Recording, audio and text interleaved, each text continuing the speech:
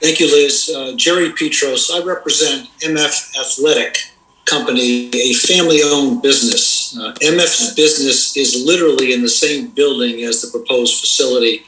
They will share a wall. MF employs 70 people at this location. MF strongly opposes this proposal to site a medical waste processing facility on the other side of a sheet of wallboard from its business and 70 employees. We've reviewed the proposed facility license. It is fundamentally flawed.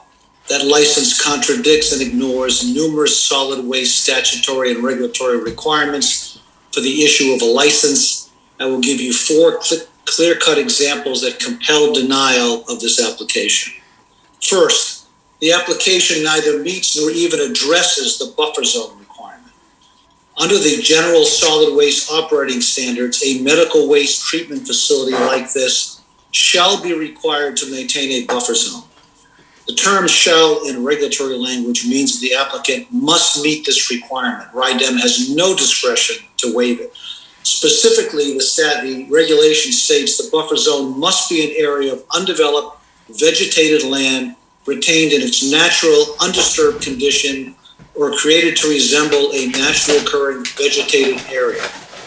There is no buffer zone. There's a half-inch piece of wallboard that will separate this facility from my client's business and risk the health and welfare of 70 employees. Did the applicant meet this requirement in its application? It didn't meet the requirement. It didn't address the requirement. It didn't discuss the requirement. It ignored the requirement.